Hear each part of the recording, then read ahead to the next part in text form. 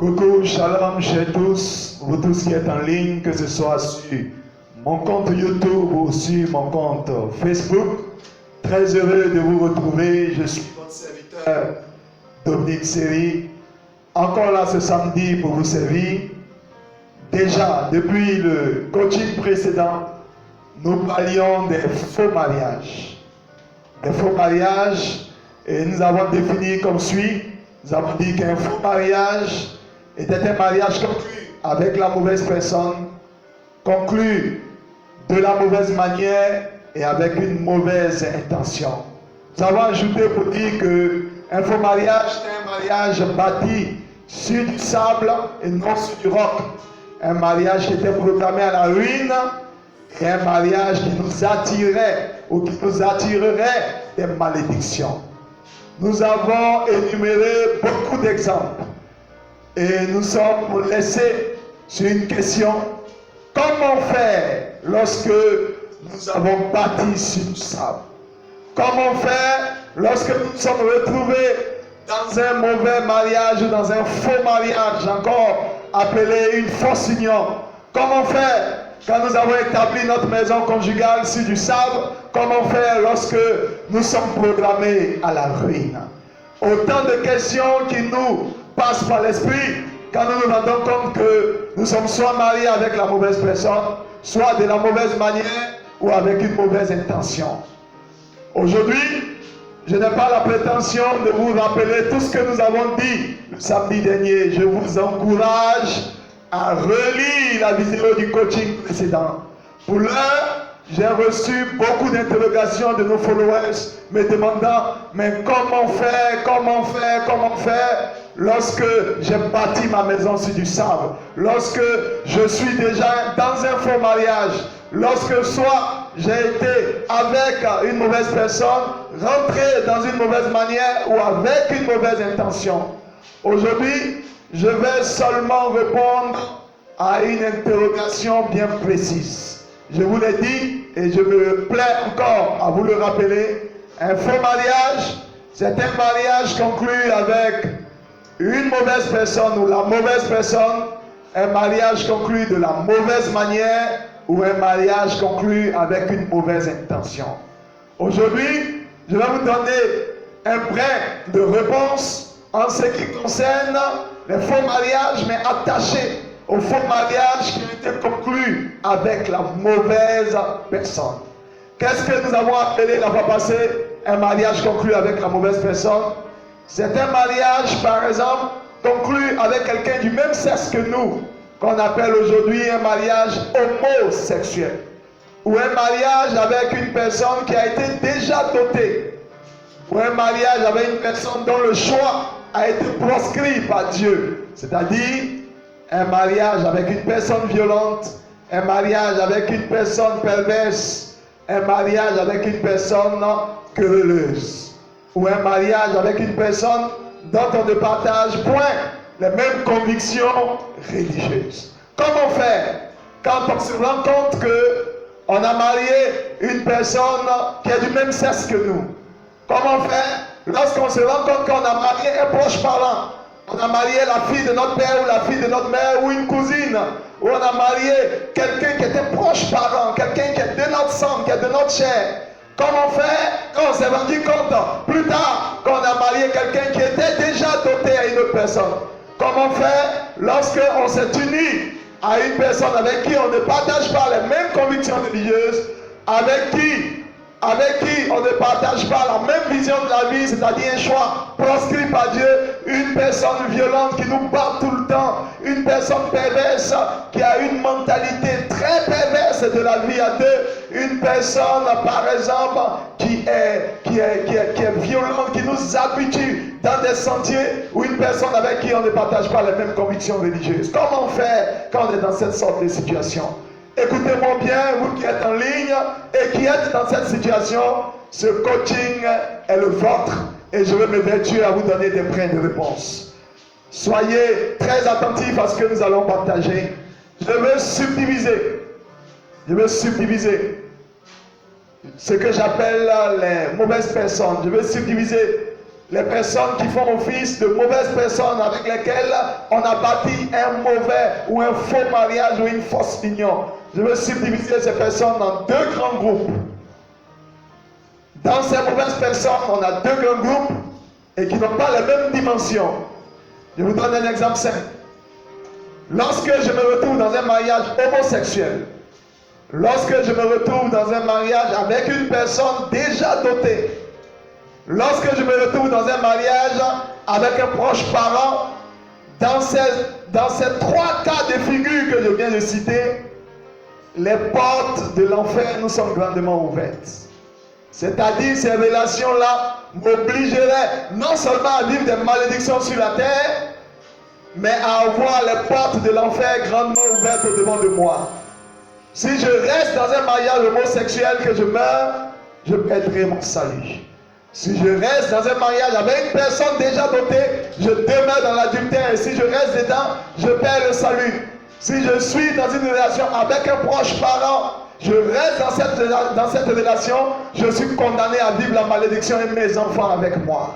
Donc quand on se retrouve dans ce premier cas de figure, il n'y a pas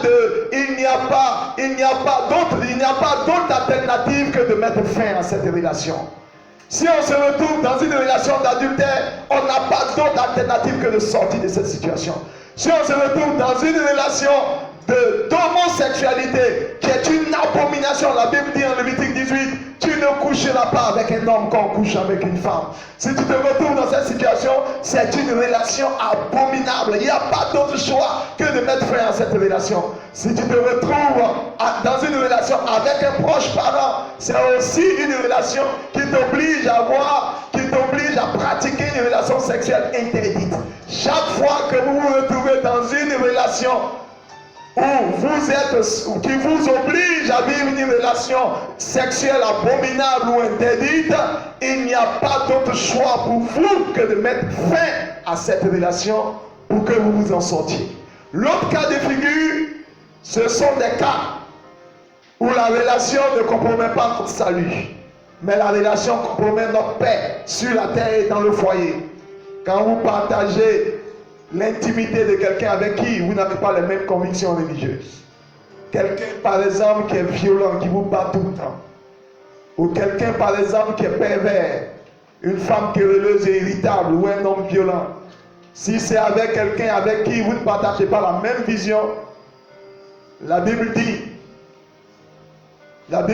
dans le livre de Corinthiens, en pareille circonstance, et principalement en Corinthiens 7, le verset 13, la Bible dit que la personne croyante n'a pas à se séparer du frère non croyant. Pourquoi?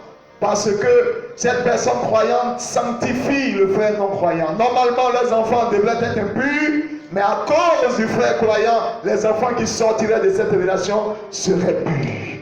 En pareille circonstance, vous allez souffrir dans votre relation. Parce que vous n'avez pas les mêmes convictions religieuses que la personne.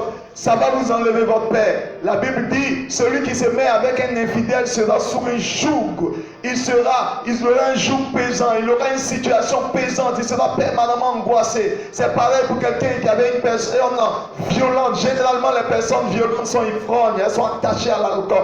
La personne va vous battre tout le temps. La Bible dit, à un moment même, vous allez vous habituer à ces sentiers. Vous allez devenir une personne maso. Si vous êtes avec quelqu'un, par exemple, qui est pervers, qui est attaché aux films pornographiques, à des actions démesurées, vous serez obligé de subir ce supplice avec lui. En pareille circonstance, la Bible ne vous encourage pas à vous séparer de la personne, mais la Bible vous encourage à payer le prix de la prière jusqu'à ce que cette personne revienne dans les voies du Seigneur.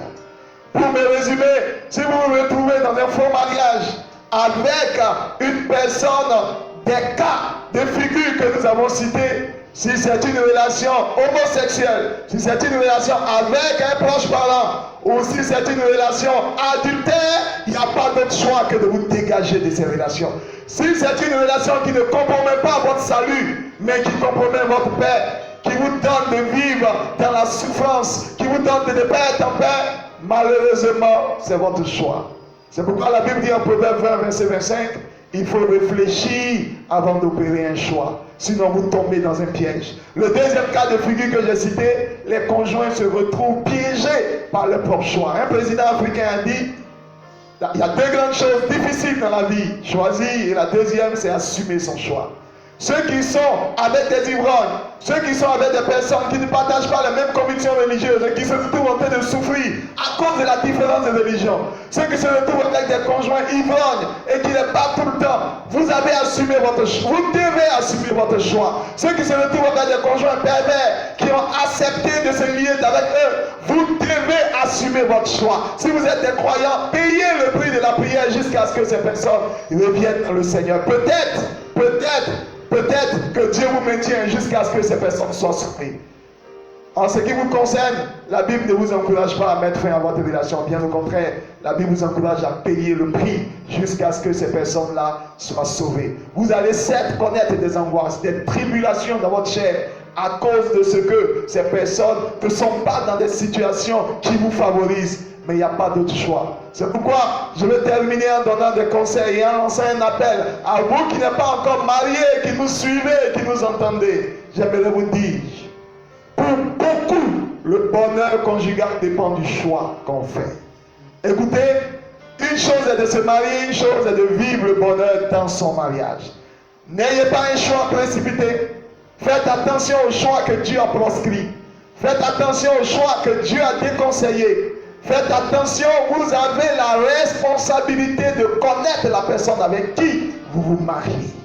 Si vous n'êtes pas encore marié, vous avez la chance, la grâce de réfléchir avant de prendre un choix. Sinon, vous allez tomber dans un piège. Sinon, vous serez dans des liens où vous sera difficile d'en sortir. Pourquoi? Parce que Josué, le chapitre 9 le dit, vous allez tomber dans un piège de l'alliance, parce que l'alliance, même quand elle est mal conclue, il faut qu'on la respecte.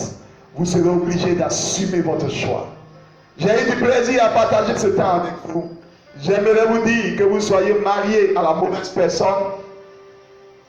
Si vous devez vous en défaire, sortez rapidement de cette relation. Si vous êtes dans le cas où vous ne pouvez pas vous en défaire, payez le prix dans la prière. Dieu certainement vous fera grâce.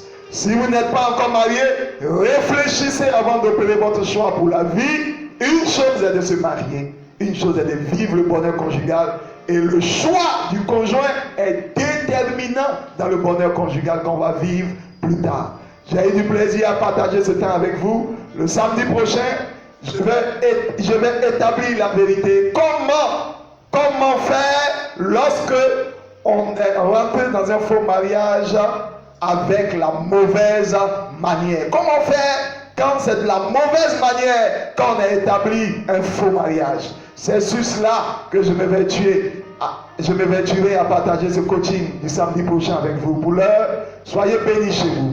Si vous êtes marié, que Dieu bénisse votre couple, vos enfants. Si vous n'êtes pas encore marié, que Dieu vous donne d'opérer un choix judicieux afin que vous ne tombez pas dans des pièges. Shalom chez vous, j'ai eu du plaisir. Apportez-moi un like, apportez-moi un commentaire. N'oubliez pas de vous abonner sur mon compte et sur ma page YouTube pour avoir les notifications pour les prochaines vidéos. J'ai eu du plaisir, soyez bénis chez vous.